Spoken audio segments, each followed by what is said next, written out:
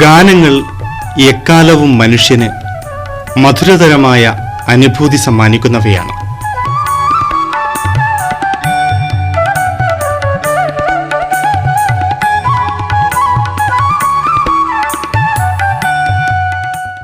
ഗാനം ജനപ്രീതി നേടുമ്പോഴും അധികം അറിയപ്പെടാതെ അകല മാറി നിൽക്കുന്നവരാണ് ഗാനരചയിതാക്കൾ. രചനയുടെ രാസസമവാക്യമൊരുക്കുന്ന അറിയപ്പെടാത്ത ആ അതുല്യ പ്രതിഭകളിൽ ഒരാളാണ് പയ്യന്നൂർ ശ്രീധരൻ മാസ്റ്റർ.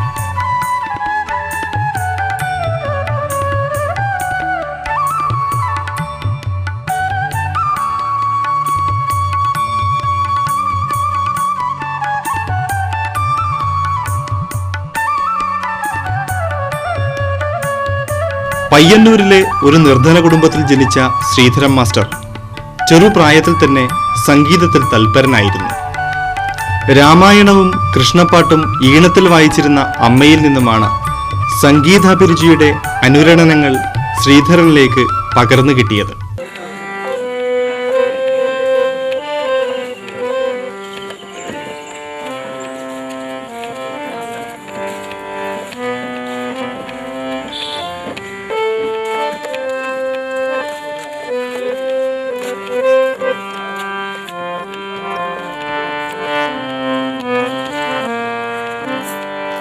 പയ്യന്നൂർ നഗരത്തിൽ അന്നുണ്ടായിരുന്ന സഞ്ചരിക്കുന്ന സിനിമാശാലകളിൽ നിന്നൊഴുകി വന്ന സംഗീതം ശ്രീധരനിലെ സംഗീതത്തെ ഉണർത്തി.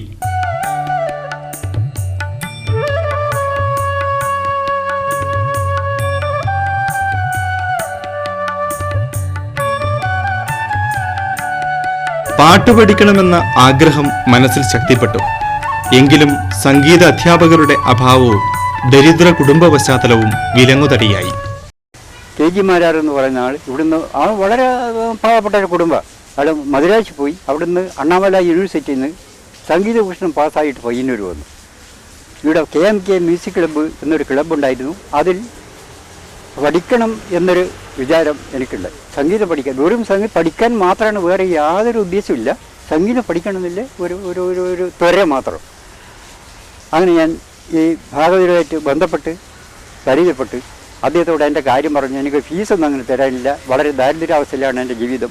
അതുകൊണ്ട് ആയിക്കോട്ടെ, പിന്നെ സ്വീകരാൻ നീ വന്നോ, നിനക്ക് എത്രയാണ് 3 രൂപയാണ് അന്നത്തെ ഫീസ്, എനിക്കുള്ള സമയത്ത് തന്നാൽ മതി പറഞ്ഞു. അദ്ദേഹത്തിൻ്റെ കീഴിൽ ഞാൻ സംഗീത പഠനം ആരംഭിച്ചു. ഏതാണ്ട് 2-3 കൊല്ലത്തോട്, സത്യം പറഞ്ഞാൽ ഇപ്പം 3 കൊല്ലം എന്ന് പറഞ്ഞാൽ ഇപ്പം 6 മാസം കൊണ്ടോ 3 മാസം കൊണ്ടോ സംഗീതത്തിനായിട്ടോ അല്ലെങ്കിൽ മത്സരിക്കാനായിട്ടോ സംഗീത വിദ്യാർത്ഥികൾ പുറത്തിറങ്ങുന്ന കാലഘട്ടമാണ്. ഞാൻ 3 വർഷം അദ്ദേഹത്തിൻ്റെ കീഴിൽ ഈ ഒരു തരം ഗുരുകുല വിദ്യാഭ്യാസം പോലെ തന്നെ അവിടെ ഈ KMK മ്യൂസിക് ക്ലബ്ബ് വെച്ച് സംഗീതം പഠിച്ചു. അപ്രതീക്ഷിതമായി പൊലിഞ്ഞുപോയ പ്രതീക്ഷകൾ വീണ്ടും തളർത്തു. മദ്രാസിൽ നിന്ന് ഗാനഭൂഷണം ബിരുദം നേടി പയ്യന്നൂർ സ്വദേശിയായ KG മാരാർ നാട്ടിൽ തിരിച്ചെത്തി. മാരാരിൽ നിന്ന് ഗുരുകുല സമ്പ്രദായത്തിൽ 3 വർഷത്തോളം സംഗീതം അഭ്യസിച്ച ശ്രീധരൻ പിന്നീട് മദ്രാസ് ഗവൺമെന്റ് നടത്തുന്ന ഇന്ത്യ മ്യൂസിക് സർട്ടിഫിക്കറ്റ് പരീക്ഷ വിജയിച്ചു. കയ്യൂർ ഗവൺമെന്റ് ഹൈസ്കൂളിൽ സംഗീതാധ്യാപകനായി ജോലി ആരംഭിച്ചു. 7ാം തരം അന്ന് നേരത്തെ പാസ്സായിട്ടുണ്ട്. തുടർന്ന് ഈ സംഗീതത്തിലേക്ക് ഞാൻ പ്രവേശിക്കാം. അപ്പം സംഗീതത്തിൽ പിന്നെ ഞാൻ ഇതൊക്കെ 3 കൊല്ലം പഠിച്ചു എന്ന് പറഞ്ഞാൽ ഇപ്പോൾ ഏകദേശം പിന്നെ യൂണിവേഴ്സിറ്റി തലത്തിലെല്ലാം പഠിച്ച 3 കൊല്ലം തരുന്ന സംഗീതം BA ഒക്കെ ആയി. അപ്പോൾ ആ ലെവലിൽ കുറേ വർണ്ണങ്ങളൊക്കെ പഠിച്ചു കഴിഞ്ഞ ശേഷം പിന്നെ ഈ പരീക്ഷനെ പറ്റി കേട്ടു. കോയമ്പത്തൂർ സംഗീതത്തിൻ്റെ സെൻ്ററായിരുന്നു. അവിടെ വെച്ചിട്ട് ഞാൻ മദ്രാസ് ഗവൺമെൻറ്റിൻ്റെ സംഗീത പരീക്ഷ വളരെ പ്രശസ്തമായ രീതിയിൽ പാസ്സായി. അങ്ങനെ പാസ്സായി കഴിഞ്ഞ ശേഷം അപ്പോൾ അന്ന് മ്യൂസിക് ടീച്ചർമാർ ആവശ്യമുള്ളൊരു കാലഘട്ടമായിരുന്നു. ഞാൻ ആദ്യമായിട്ട് അന്നൂർ UP സ്കൂളിൽ 2 വർഷം പാർട്ട് ടൈമായിട്ട് ജോലി ചെയ്തു. അങ്ങനെ PSC ആവശ്യപ്പെട്ട് ഒരു 12 പേരെ ആവശ്യപ്പെട്ട് പിന്നെ PSC അറിയിപ്പ് വന്നു. അങ്ങനെ ഞാനും അപ്ലൈ ചെയ്തു. 1 കൊല്ലം കഴിയുമ്പോൾ ഇൻ്റർവ്യൂവിന് എഴുത്ത് പരീക്ഷയ്ക്ക് വിളിച്ചു. അന്ന് എഴുത്ത് പരീക്ഷ ഉണ്ടായിരുന്നു. അത് എഴുത്ത് പരീക്ഷയും ഇൻ്റർവ്യൂവിനായിട്ട് കണ്ണൂർ കളക്ടറേറ്റിൽ അന്ന് ആദ്യമായിട്ട് ആ കെട്ടിടത്തിലാണ് ഇൻ്റർവ്യൂ. അങ്ങനെ ഇൻ്റർവ്യൂ കഴിഞ്ഞ് ചുരുക്കം പറഞ്ഞാൽ എനിക്ക് കയ്യൂർ ഗവൺമെൻറ് ഹൈസ്കൂളിലേക്ക് പോസ്റ്റിംഗായി. ഈ 12 പേർക്ക് വന്ന് പോസ്റ്റിംഗ് ഉണ്ടായിരുന്നു. പ്രബുദ്ധ രാഷ്ട്രീയ സാംസ്കാരിക പ്രവർത്തനങ്ങളുടെ വിളനിലമായിരുന്ന കയ്യൂരിലെ അധ്യാപന ജീവിതം ശ്രീധരൻ മാസ്റ്ററെ ഗാനരചയിതാവായി വളർത്തിയെടുത്തു. കയ്യൂരിലെ ഒരു ക്ലബിന്റെ നാടകത്തിനായി അദ്ദേഹം ആദ്യത്തെ ഗാനം രചിച്ചു. ഗാനരചനയിൽ ഒരു ടേസ്റ്റ് ഉണ്ടായിരുന്നു. ഞാൻ അന്നേ പാട്ട് എഴുതുമായിരുന്നു. 69 കയ്യൂരിൽ തന്നെ ഒരു ബ്രദേഴ്സ് ക്ലബ്ബുണ്ടായിരുന്നു. നാടക ക്ലബ്ബാണ്. അവിടുത്തെ ഒരു നാടകത്തിന് വേണ്ടി എന്നോട് പാട്ട് എഴുതാൻ പറഞ്ഞ് ഞാൻ പാട്ട് എഴുതി അതവർ പ്രിൻ്റ് ചെയ്ത് ഇവിടെ ഒരു സൊസൈറ്റി പ്രസിഡന്റ് ഇപ്പോഴും ഉണ്ട്. അത് തുടങ്ങിയ കാലത്താണ്. അവിടെ വെച്ചിട്ട് നാടകഗാനം എന്നുള്ള പേരിൽ ആ പുസ്തകം അടിച്ച് അവരത് വിൽപ്പന നടത്തി. അങ്ങനെ അവിടുന്ന് തുടർന്ന് ഞാൻ പലവിധ പാട്ടുകളും എഴുതി.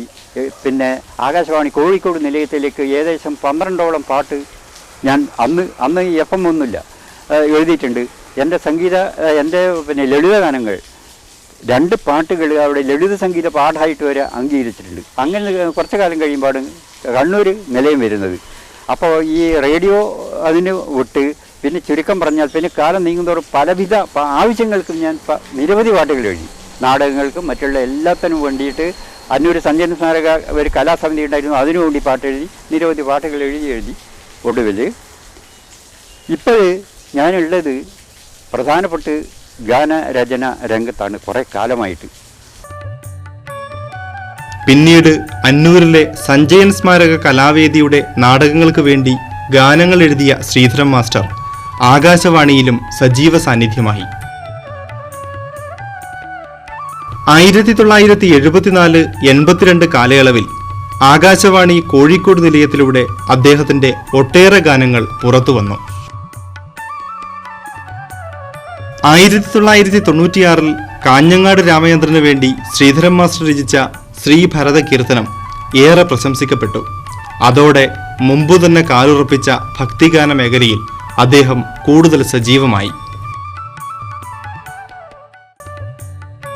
കാഞ്ഞങ്ങാട് രാമചന്ദ്രൻ സംഗീതം നൽകി തരങ്കിണി ഓഡിയോസ് പുറത്തിറക്കിയ നവഗണപതി മുതൽ അച്ഛനും മകളും തമ്മിലുള്ള ചോദ്യോത്തരങ്ങളിലൂടെ ശ്രീമുത്തപ്പ അവതാരകഥ വെളിവാക്കുന്ന പറശ്ശിനി തീർത്ഥയാത്ര വരെ അനവധി ഭക്തിഗാനങ്ങൾക്കായി ശ്രീധരൻ മാസ്റ്റർ തൂലിക ചലിപ്പിച്ചു.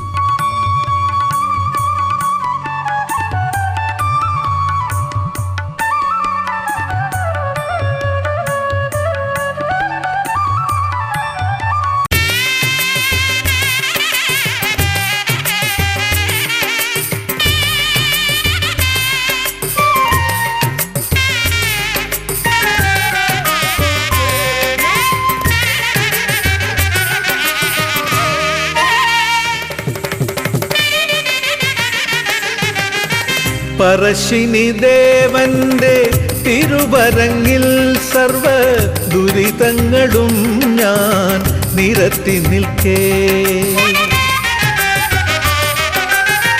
പറശ്ശിനി ദേവന്റെ തിരുവരങ്ങിൽ സർവ ദുരിതങ്ങളും ഞാൻ നിരത്തി നിൽക്കേ.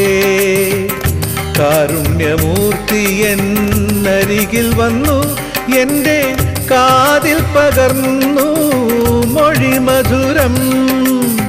പറശ്ശിനി ദേവന്റെ തിരുവരങ്ങിൽ സർവ ദുരിതങ്ങളും ഞാൻ നിരത്തി നിൽക്കേ.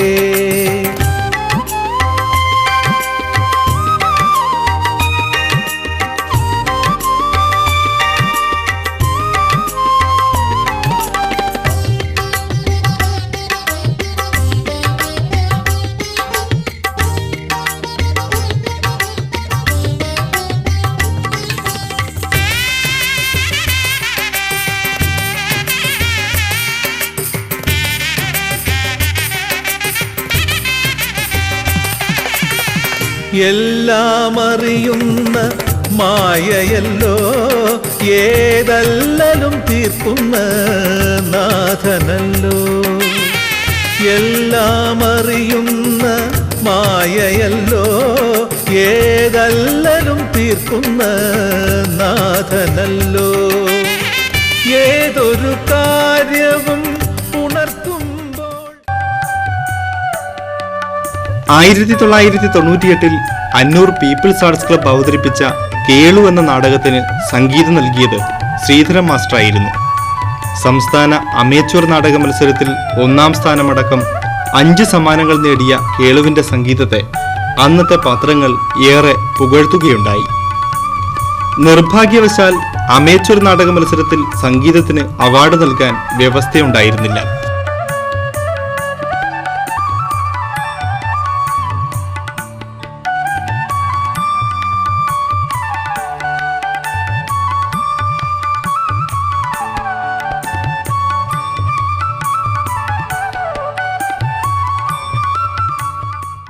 കേളുനായർ ജീവിച്ചിരുന്ന 7 പതിറ്റാണ്ട് മുമ്പുള്ള സംഗീതത്തെ അതേപടി ആവിഷ്കരിക്കാൻ ശ്രീധരൻ മാസ്റ്റർക്ക് സാധിച്ചു.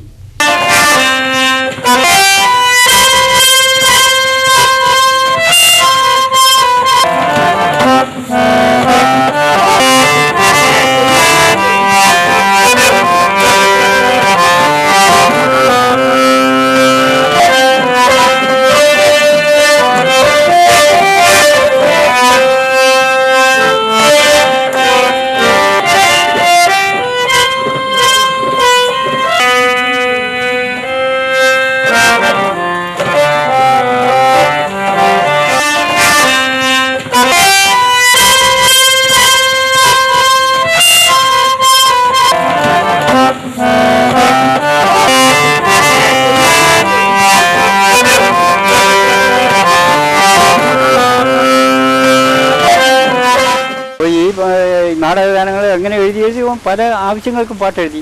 പിന്നെ ഞാൻ കാഞ്ഞങ്ങാട് രാമചന്ദ്രൻ, പ്രമുഖ സംഗീതജ്ഞനായ എൻ്റെ സുഹൃത്ത് കാഞ്ഞങ്ങാട് രാമചന്ദ്രൻ പരിചയപ്പെട്ടു.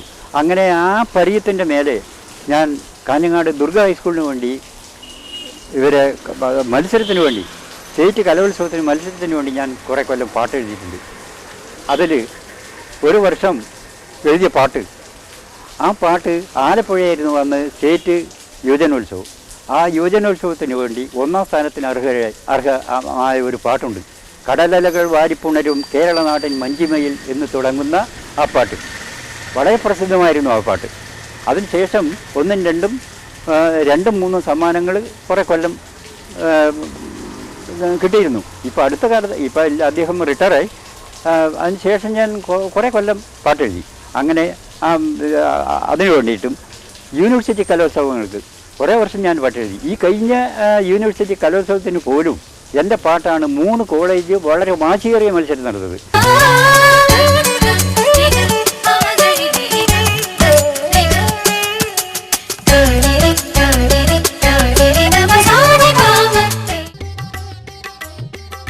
പ്രമുഖ കന്നഡ നോവലുകൾ മൊഴിമാറ്റം നടത്തി മലയാള വായനക്കാർക്ക് പരിചയപ്പെടുത്തിയ ഉദ്യമത്തിലും ശ്രീധരൻ മാസ്റ്റർ പങ്കാളിയായി.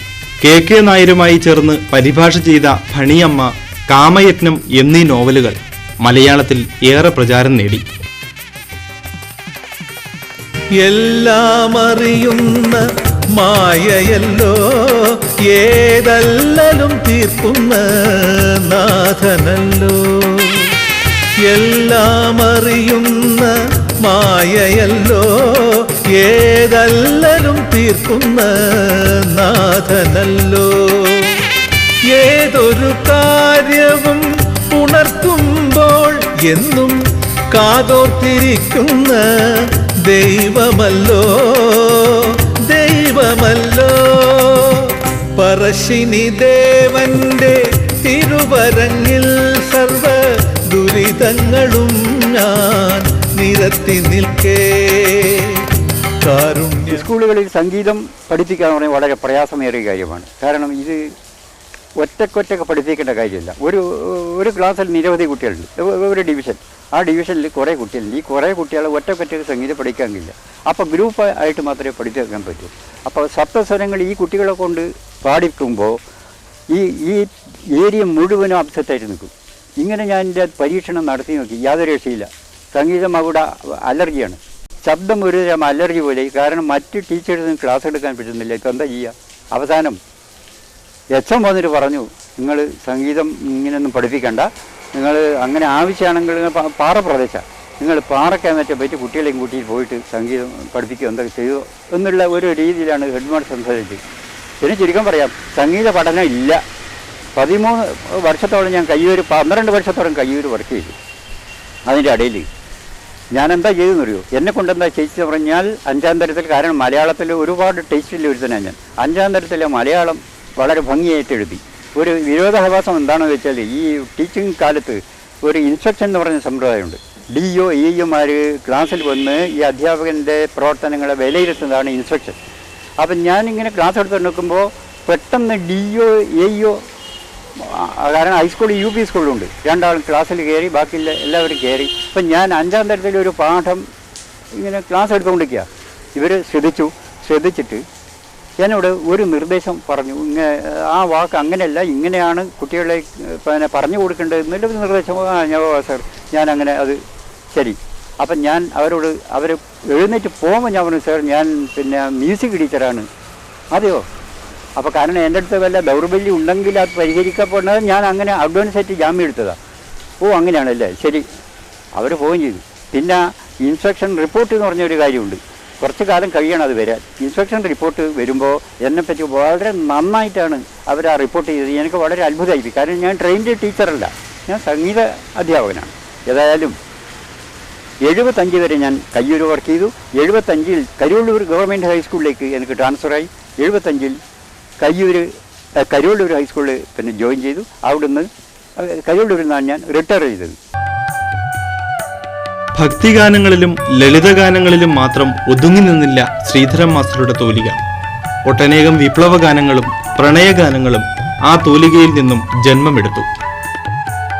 അധ്യാപന ജോലിയിൽ നിന്നും വിരമിച്ചുവെങ്കിലും സംഗീത പാഠങ്ങൾ ലാഭേച്ഛയില്ലാതെ പകർന്നു നൽകുന്നതിൽ ശ്രീധരൻ മാസ്റ്റർക്ക് ഇന്നും വിമുഖതയില്ല. അന്നൂർ ശ്രീ മഹാവിഷ്ണു ക്ഷേത്രത്തിൽ സ്ത്രീകളുടെ ഭജന സംഘത്തിന് സംഗീത പാഠങ്ങൾ പകർന്നു നൽകിയത് ശ്രീധരൻ മാസ്റ്ററാണ്.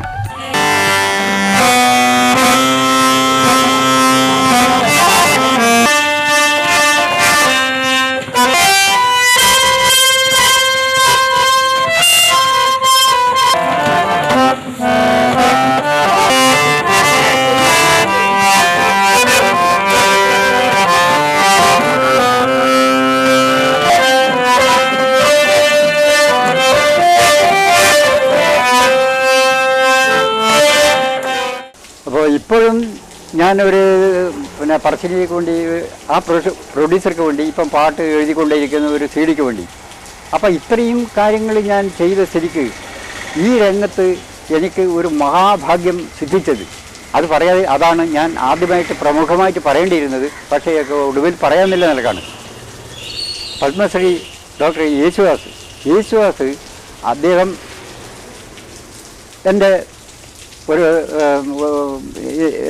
എൻ്റെ പാട്ടുകൾ പാടിയിട്ടുണ്ട്. എങ്ങനെ പാടി?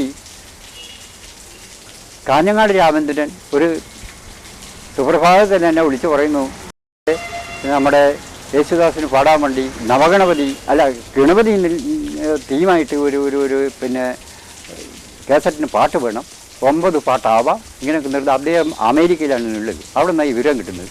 ചുരുക്കം പറയാം, ഞാൻ ഒരാഴ്ച കൊണ്ട് 9 പാട്ട് എഴുതി. 9 പാട്ട് എഴുതിയിട്ട് ഇതിൻ്റെ പല്ലവി അനുപല്ലവി മാത്രം എഴുതി കാഞ്ഞങ്ങാട് രാമചന്ദ്രൻ എഴുതിച്ചു. അദ്ദേഹം ആ അമേരിക്കയിലേക്ക് വെബ്സൈറ്റ് മുഖേന മറ്റോ അങ്ങോട്ട് അറിയിച്ച് അദ്ദേഹത്തിൻ്റെ അനുമതി വേണമല്ലോ. അദ്ദേഹം എൻ്റെ ലിറിക്ക് പരിശോധിച്ച് ചെറിയൊരു മാറ്റം മാത്രം പറഞ്ഞ് പച്ചക്കൊടി കാണിച്ചു. ബാക്കി ഞാൻ അനുപല്ലവി കൂടി എഴുതി പാട്ട് ഏൽപ്പിച്ചു. അദ്ദേഹം പാടിയിട്ട് മദ്രാസിൽ വെച്ചത് റിലീസായി. എത്രയാ പാട്ട്? 9 പാട്ട്. ആ 9 പാട്ടിൽ ഒരു പാട്ട് 2 തവണ പാടിയിട്ട് അത് 10 പാട്ടിൻ്റെ CD ആക്കിയിട്ട് അവർ റിലീസാക്കി. അപ്പോൾ ഇത് എന്നെ സംബന്ധിച്ച് പറഞ്ഞാൽ ഏറ്റവും അധികം ഒരു പാട്ട് എഴുതുന്ന ആളെ കുറിച്ചോ അല്ലെങ്കിൽ യേശുദാസിൻ്റെ കൂടെ പാടാനോ അല്ലെങ്കിൽ ആഗ്രഹിക്കാത്ത ഒരാൾ പോലും ഉണ്ടായില്ല. അപ്പോൾ എനിക്കുണ്ടായിരുന്നു യേശുദാസിനെ കൊണ്ടൊരു പാട്ട് അപ്പോൾ എൻ്റെ പ്രൊഡ്യൂസർ പറഞ്ഞു, മാഷ് നമുക്കൊരു പാട്ട് പാടിക്കാം എന്ന് പറഞ്ഞതല്ല. അതിൻ്റെ മധ്യത്തിലാണ് ഈ ഒരു മഹാഭാഗ്യം എൻ്റെ തലയിൽ വന്നുപെട്ടത്. അപ്പോൾ വേൾഡ് ഫേമസ് ആയിട്ടുള്ള ഒരു പിന്നെ സ്റ്റുഡിയോ, അതേപോലെ ഇല്ല പിന്നെ ഗായകൻ. അപ്പോൾ ഇങ്ങനെയുള്ള ഇതിനു വേണ്ടി ഒരു പാട്ട് എഴുതുക എന്ന് പറഞ്ഞാൽ കുറച്ച് പ്രയാസം, എനിക്ക് ഭയങ്കര പേടിയുണ്ടായിരുന്നു. എന്തോ ആ ഗണപതി ഭഗവാൻ എനിക്ക് അല്ല മുത്തപ്പ ഭഗവാൻ എന്നിൽ ആവേശിച്ച് എനിക്ക് കൊണ്ടുവന്ന എല്ലാ നിർദ്ദേശങ്ങളും ഉള്ളിൽ നിന്ന് തന്നു എന്ന് വേണം പറയാൻ വേണ്ടി. അങ്ങനെ ആണ് ഇങ്ങനെ ഒരു മഹാഭാഗ്യം എനിക്ക് വന്നത്. അത് അതിൻ്റെ പേര് നവഗണപതി. അത് മൂന്നാമത്തെ കൊല്ലാണ് അത് ഏറ്റവും അധികം തെക്കൻ ഭാഗങ്ങളിലൊക്കെ ഗണപതി ക്ഷേത്രങ്ങളിൽ അത് പ്രത്യേകം ഇന്ന ഗണപതിയിലില്ല, ഇന്ന ക്ഷേത്ര ഗണപതിയിലില്ല. 9 ഗണപതി ഭാവങ്ങൾ, 9 ഭാവങ്ങൾ അത് ഉണ്ടായിരിക്കണം. അതൊരു പേര് കൊടുത്തിട്ടുണ്ടാവുക നവഗണപതി. അപ്പോൾ അങ്ങനെ ഒരു മഹാഭാഗ്യം എനിക്ക് ഈ രംഗത്ത് കിട്ടിയിട്ടുണ്ട്. അതിന് ഞാൻ ദൈവത്തോട്, പനങ്ങാട് രാമചന്ദ്രനോടും യേശുദാസനോടും കടപ്പെട്ടിരിക്കുന്നു ഈ രംഗത്ത്. പിന്നെ ഇപ്പോഴും ഞാൻ എഴുതിക്കൊണ്ട് ഇത് പറശ്ശിലേക്ക് വേണ്ടി പാട്ടുകൾ എഴുതുന്നുണ്ട്. അത് മാത്രമല്ല മറ്റ് ആവശ്യങ്ങൾക്ക് വേണ്ടി ഞാൻ പാട്ട് എഴുതാറുണ്ട്. കഴിഞ്ഞ ഒരുപാട് നിരവധി സ്വാഗതഗാനങ്ങൾ എഴുതിയിട്ടുണ്ട്. കഴിഞ്ഞ മാർക്സിസ്റ്റ് പാർട്ടി കാസർഗോഡ് ജില്ലാ സമ്മേളനത്തിന് വേണ്ടിയിട്ട് ഞാൻ പാട്ട് എഴുതിയിട്ടുണ്ട്. അതിന് പാരിതോഷികം കൊടുത്തിട്ടുണ്ട്. ആ പാരിതോഷികം സ്റ്റേജിൽ വെച്ച് വാങ്ങാൻ എനിക്ക് ഭാഗ്യമുണ്ടായില്ല. കാരണം ഞാൻ സുഖമില്ലാത്ത ഘട്ടത്തിലായിരുന്നു. പിണറായി വിജയനാണ് അന്ന് പാരിതോഷികം കൊടുത്തത്. അതിൻ്റെ ആ ഒരു ഇത് എൻ്റെ വീട്ടിലുണ്ട്. CPM എന്ന് പറഞ്ഞ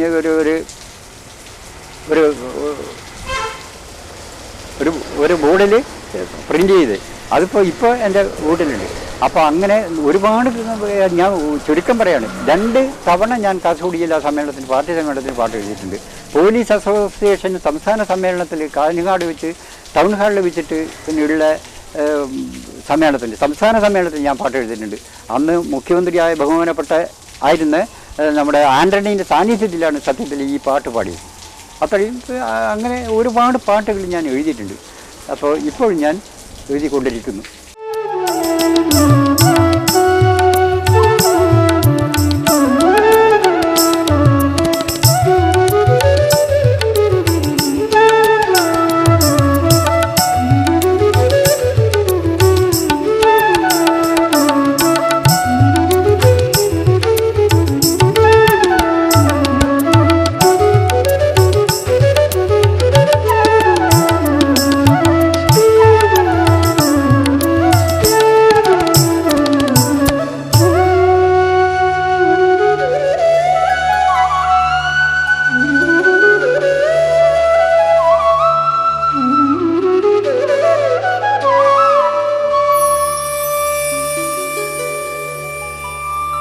ഒരു കൈയിൽ തൂലികയും മറുകൈയിൽ ഹാർമോണിയ പെട്ടിയുമായി ശ്രീധരൻ മാസ്റ്റർ യാത്ര തുടരുകയാണ്. കാലദേശാതിർത്തികൾക്കപ്പുറം അന്യന്റെ ശബ്ദം സംഗീതം പോലൊഴുകുന്ന ഒരു കാലം തേടി.